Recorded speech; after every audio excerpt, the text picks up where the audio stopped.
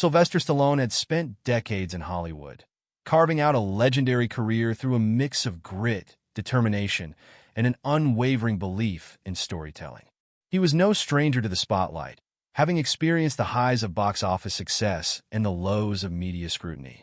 At this stage in his career, he was promoting his latest action thriller, a film that promised to bring audiences the kind of heart-pounding, adrenaline-fueled entertainment they had come to expect from him. He had already made appearances on several late-night talk shows, engaging in lighthearted banter about his training regimen, the intensity of the stunts, and the nostalgic elements of his latest character. But when his agent, Leonard Strauss, approached him with an invitation from the Progressive Voice, Stallone hesitated. "Damian Graves? That guy hates everything I stand for," Stallone remarked, leaning back in his chair in his Beverly Hills office. The walls were lined with memorabilia, movie posters, awards, and boxing gloves signed by legends of the sport. A painting of Rocky Balboa, standing victorious in the ring, hung prominently behind him, a constant reminder of his cinematic roots. Leonard, a seasoned agent with decades of industry experience, adjusted his glasses and cleared his throat. "Look, Sly, I know Graves has a reputation. He's aggressive, he's sharp, and he loves getting a rise out of his guests. But that's exactly why this is a good idea. You've always been about standing up for yourself, proving people wrong. This could be a great opportunity to set the record straight." Stallone exhaled slowly, considering the proposition. He wasn't one to shy away from confrontation, but he also knew how these types of interviews played out. Graves would push him, try to get under his skin, twist his words. The media world had changed since the days of straightforward movie promotion. Now, every interview was a battlefield, with soundbites dissected and analyzed within minutes of airing. "All right," he finally said, "let's do it. But I'm not walking into a trap. I want to be prepared." The days leading up to the interview were filled with briefing sessions. Stallone's team compiled dossiers on Graves' past interviews, highlighting his most notorious moments: his heated exchange with a conservative politician, his unrelenting grilling of a billionaire tech mogul, and his infamous argument with a fellow journalist that had nearly escalated into a shouting match. Stallone spent hours reviewing Graves' tactics, taking mental notes on how to stay composed under pressure. Finally, the day arrived. Stallone stepped out of his sleek black SUV, dressed in a tailored black suit that complemented his broad frame. He had a calm demeanor, exuding the confidence of a man who had seen it all. As he walked toward the studio entrance, a few fans gathered outside, holding up posters of Rocky and Rambo. He smiled and waved, signing a couple of autographs before heading inside. Inside the studio, the atmosphere was buzzing with controlled chaos. Crew members adjusted lighting, tested microphones, and ran last-minute checks to ensure the live broadcast would go off without a hitch. A production assistant escorted Stallone to the green room, where he was offered water and a moment to collect his thoughts. As he settled into the plush chair, he noticed a TV screen broadcasting a segment of the show. Graves was finishing up an impassioned monologue about the state of the film industry, his voice laced with criticism about the glorification of violence in cinema. "Here we go," Stallone muttered to himself. A knock on the door signaled it was time. He took a deep breath, rolled his shoulders, and stepped out of the green room. A stagehand guided him through the bustling corridors until they reached the backstage area. The applause from the live studio audience indicated Graves was ready to introduce him. "Ladies and gentlemen, our next guest needs no introduction. He's a Hollywood legend, an action icon, and a man who has defined the genre for decades. Please welcome Sylvester Stallone." The audience erupted into applause as Stallone strode onto the stage. The set was sleek and modern, with a large digital screen displaying his name in bold letters. He shook hands with Graves, whose expression was one of polite amusement. "Sylvester, welcome to the Progressive Voice," Graves said smoothly, his tone betraying a hint of anticipation. Stallone settled into his chair, flashing a confident smile. "Thanks for having me, Damian. Let's have some fun." Little did he know, the next hour would become one of the most talked-about interviews of the year. The moment the applause faded, Damian Graves leaned forward with a smirk. "Sylvester, let's get straight to the point. Your films are built around masculinity, violence, and an outdated view of heroism. Don't you think In today's world, that message is, well, a bit problematic. Stallone leaned back slightly, his expression unreadable. I think people love a good story, Damien. Heroism, struggle, redemption. Those things never go out of style. Graves raised an eyebrow. But your movies glorify violence. Don't you think that sends the wrong message? Stallone crossed his arms. Movies are about storytelling. They reflect the struggles people face, whether it's in war, survival, or personal battles. People don't watch my movies to learn how to solve problems with their fists.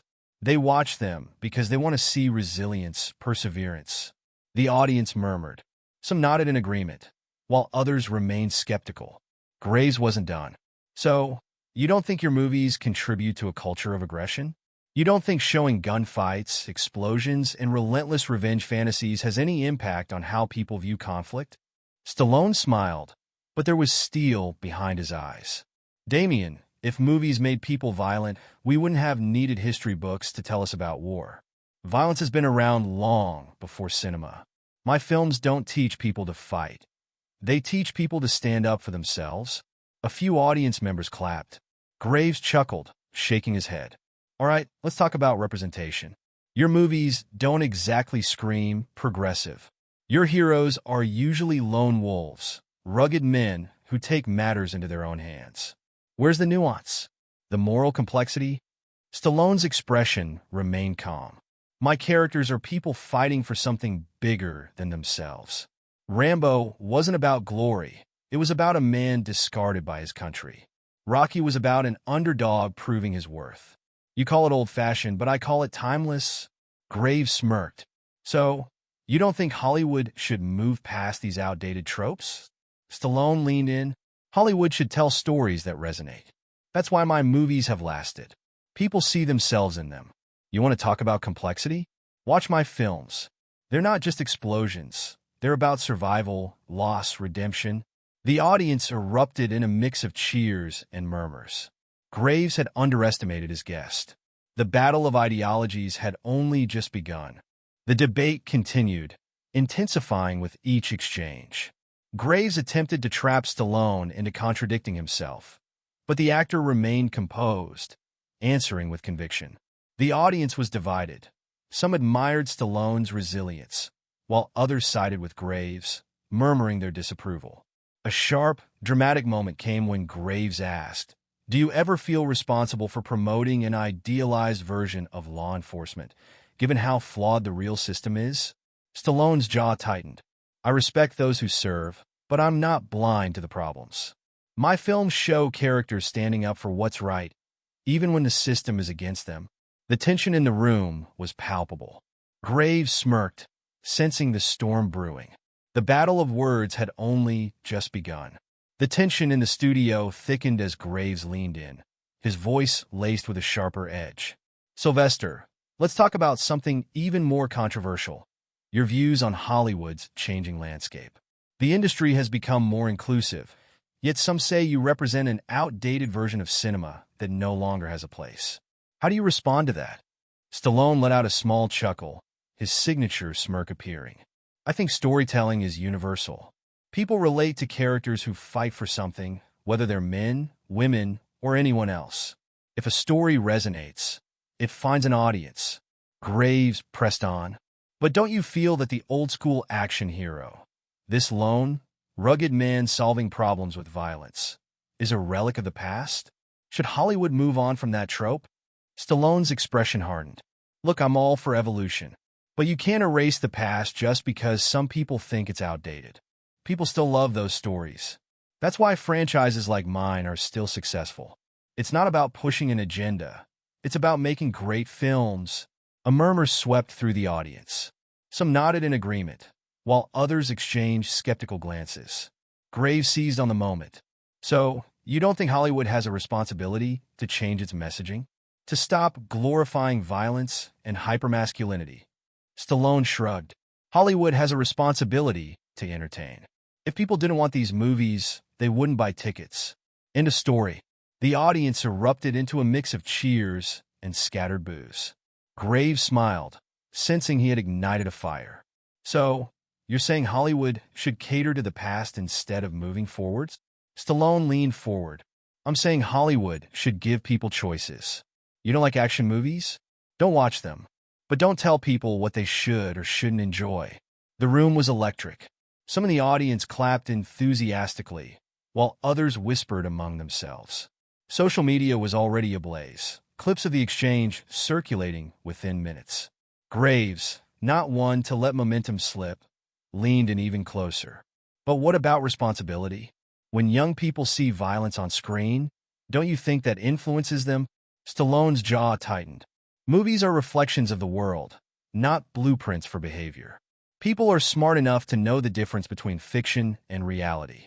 Maybe the real problem isn't movies. Maybe it's people looking for something to blame. That line hit like a hammer. Gasps rippled through the audience. Graves narrowed his eyes, realizing that Stallone was not only holding his ground, but flipping the argument back on him. The battle was far from over. Graves steepled his fingers, his tone growing even more pointed. So, by that logic, you're saying filmmakers have no responsibility at all for the messages they send? That they can just produce whatever they want with no regard for societal impact? Stallone shook his head. That's not what I said. Filmmakers tell stories. Stories have existed for thousands of years, from ancient myths to modern cinema. The world has always had violence, heroes, and villains. You can't blame a movie for what's already in human nature. A woman in the audience, clearly irritated, stood up. So you're saying it's okay to keep making movies that glorify war and aggression, instead of telling new, progressive stories? Stallone turned to her, his voice calm but firm. I'm saying there's room for everything. There's room for action films, for dramas, for stories about real-world struggles. But people should have the freedom to choose what they watch. If a movie isn't for you, don't watch it. But let others enjoy what they want. More murmurs rippled through the crowd. Some nodded in agreement, while others shook their heads. Graves smirked, sensing division and capitalizing on it. But let's talk numbers, Sylvester. Some argue that movies like yours have dominated the box office for too long, leaving little room for more diverse voices. Isn't it time for Hollywood to prioritize different kinds of films? Stallone folded his arms. Hollywood is a business. It makes what sells.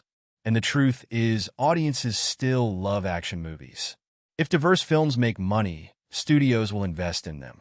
But you can't force people to watch something they don't connect with. Graves arched an eyebrow. So, you're saying people don't connect with progress? Stallone sighed, choosing his words carefully. I'm saying people connect with good stories. If a story resonates, it will succeed, no matter who made it or what it's about. But you can't guilt-trip audiences into liking something. The tension was palpable now. Even the crew members behind the cameras were exchanging glances. Graves leaned back, taking a calculated pause before delivering his next question. So, tell me, Sylvester, what do you say to people who believe actors like you, with your traditional, tough guy image, are holding Hollywood back from evolving? Stallone chuckled, but his eyes were sharp. I say they should look around. Hollywood isn't the same as it was 40 years ago. It's evolving every day. I don't hold anyone back. I just keep doing what I love. And as long as audiences want to see my movies, I'll keep making them. Applause broke out from a portion of the audience, while others remained silent. Graves, sensing he was losing control, went for his final punch. But don't you think it's time for people like you to step aside and let a new generation take over? Stallone leaned forward, locking eyes with the host. I think there's room for all of us. Hollywood isn't a zero-sum game. There's enough space for everyone to create, tell stories, and entertain. And if people want to see my films, then I'm not going anywhere. The audience erupted into applause, this time louder and more unified. Graves' expression faltered just slightly, realizing that Stallone had turned the tables. The cameras zoomed in on his face, capturing the moment his carefully crafted attack had lost its impact. As the applause died down, Graves forced a smile. Well, Sylvester, it's been an interesting conversation. Stallone smirked. It always is. The host turned to the camera. That's all for tonight on The Progressive Voice. Stay tuned for more thought-provoking discussions. The show ended, but the debate was far from over. Within minutes, Clips of Stallone's responses flooded social media, sparking heated arguments in comment sections. News outlets picked up the story, with some praising Stallone's stance on creative freedom and others condemning him as out of touch. As Stallone exited the stage, his team met him with knowing smiles. "You handled it like a champ," Leonard said, patting him on the back. "The internet's already blowing up." Stallone shrugged. "Let them talk. I've got movies to make." Little did he know, this interview would become one of the defining moments of his later career. As the studio lights dimmed and the cameras powered down, the air still crackled with the energy of what had just transpired. Crew members whispered among themselves, some shaking their heads in disbelief, others grinning as they hurriedly texted their friends. Damian Graves rose from his seat, forcing a stiff smile as he extended a hand to Stallone. "Well, that was certainly eventful," Graves muttered, his voice laced with controlled frustration. Stallone shook his hand firmly, nodding slightly. "Yeah, good talk." He turned and walked off the stage, his gait slow and deliberate, the crowd murmuring as he disappeared behind the curtain. The moment Stallone stepped backstage, his agent Leonard Strauss greeted him with a wide-eyed expression. "Sly, you just set the internet on fire," he said, handing Stallone his phone. "Twitter's going nuts, YouTube clips are already popping up, and news outlets are picking this up like crazy. Some are calling you a relic, others are calling you a legend." Stallone exhaled, taking a sip from a water bottle. "Sounds about right." He wasn't surprised.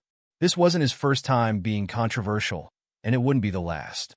By the time he reached his hotel room, the fallout had already escalated. Major media outlets were running headlines dissecting the interview. Sylvester Stallone sparks debate over Hollywood's future. The Hollywood Reporter. Stallone stands his ground in heated interview with Damian Graves. Variety. The action hero versus the activist. Stallone and Graves clash. The New York Times. On social media, the reaction was even more explosive. Clips from the interview flooded Twitter and Instagram, each one garnering thousands of comments. Stallone just said what a lot of us are thinking. Let people watch what they want. This is exactly why Hollywood needs to move past guys like Stallone. Stuck in the past. Graves tried to corner him, and he handled it like a champ. Why do these Hollywood elites always act like they know what's best for audiences? Late-night comedians wasted no time making jokes. One quipped, "Stallone said Hollywood should let people watch what they want," and I totally agree. "That's why I'd like to personally request fewer Rambo movies." The audience laughed, but the debate raged on. Meanwhile, Graves was milking the controversy for all it was worth. The next morning, he appeared on multiple news shows, doubling down on his stance. "I stand by my argument," he told one anchor. "Hollywood should be evolving, and we need to challenge outdated narratives." Sylvester Stallone represents a version of cinema that some of us believe should make room for new voices. But Stallone had no interest in countering Graves' media tour. He knew better than to fan the flames. Instead, he stayed focused on his work, letting the storm rage on without him. Yet, even within Hollywood, the impact was undeniable. Some executives worried that Stallone had alienated progressive audiences, while others admired his refusal to back down. One major studio executive reportedly remarked, "Like it or not, Stallone just proved why he's still relevant." People are talking about him more than half the A-listers working today. As the weeks passed, the interview took on a life of its own. Thought pieces dissected the implications. Talk shows continued debating his words. But as the dust settled, something became clear. Stallone had won the battle of public perception. While Graves had attempted to push him into a corner, Stallone had emerged not as an outdated relic, but as a veteran of an industry constantly at war with itself. The real victory, however, came at the box office. When Stallone's new movie finally hit theaters, it exceeded expectations, proving that audiences still craved his brand of action. On opening night, as the credits rolled and applause erupted in packed theaters across the country, one thing was clear. Sylvester Stallone wasn't going anywhere. And he never would. The firestorm ignited by the interview refused to die down. Days turned into weeks, and yet Stallone's name remained at the top of entertainment headlines. What had begun as a heated debate between an old-school action star and a progressive media figure had morphed into a cultural war, with both sides rallying to their respective corners. As Stallone scrolled through his phone in the dimly lit lounge of his Beverly Hills home, he couldn't help but smirk at the ongoing discourse. He had expected backlash, but what amused him was the sheer tenacity with which people latched onto the debate. Some called him a beacon of artistic freedom, a warrior for traditional Hollywood. Others claimed he was a symbol of stagnation, a relic refusing to let go. He took a sip of his whiskey and sighed. Damn, people sure do love to talk. Leonard Strauss, his longtime agent and friend, entered the room, dropping a folder onto the coffee table. You're not going to believe this, Sly. Studios are calling. Some nervous, some excited. But the biggest takeaway? Your movie just got a major boost. Pre-sales are skyrocketing. Stallone chuckled. So Graves did me a favor? Leonard shrugged.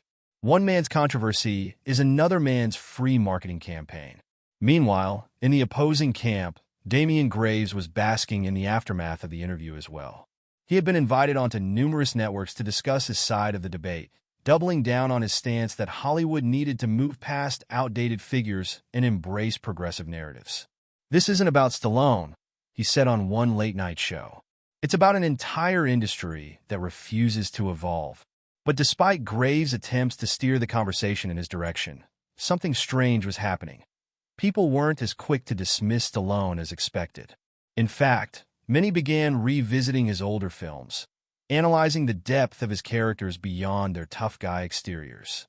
Think pieces flooded the internet, discussing the subtext of Rocky, the raw vulnerability of First Blood, the introspective moments in Creed that showcased Stallone as more than just a muscular action hero. One such article, titled The Misunderstood Stallone, More Than Just Fists and Fury, went viral. It argued that Stallone's body of work had always been about perseverance, humanity, and the will to overcome adversity, qualities that transcended politics or generational shifts. The piece was shared by actors, directors, and even some of Hollywood's most vocal critics. The conversation had taken a turn. It was no longer just about Stallone's place in modern cinema. It was about whether Hollywood itself had lost sight of its ability to tell universal stories. The studio executives monitoring the situation quickly realized they had underestimated Stallone's enduring appeal. Social media polls showed overwhelming support for him. His interviews from the past resurfaced, where he spoke about being an underdog in Hollywood, writing Rocky on scraps of paper in his cramped apartment, and refusing to sell the script unless he played the lead. A groundswell of fans, young and old, began a campaign. #WeStillWantStallone. It trended for days, forcing Hollywood elites to reevaluate their stance. Even actors from a newer generation, some who had initially dismissed Stallone's viewpoints, began acknowledging his contributions to cinema. Graves, noticing the shift, took a more defensive stance. This isn't about erasing Stallone, he clarified in an online statement. It's about giving new voices a chance. But it was too late. The public had spoken, and they had sided with a man whose career was built on resilience. When Stallone's latest film finally premiered, the numbers shattered expectations. Theaters were packed. Critics, many of whom had been skeptical, were forced to acknowledge the craftsmanship behind the film. Some grudgingly admitted that Stallone's style, while classic, still had a place in Hollywood's evolving landscape. On opening night, as Stallone walked the red carpet, a reporter asked, "Mr. Stallone, what do you say to those who thought you were finished?" He grinned, adjusting his cufflinks. "I say they should have seen this coming." As he entered the theater, a familiar face was waiting. Damian Graves, standing in a sharp navy suit, extended a hand.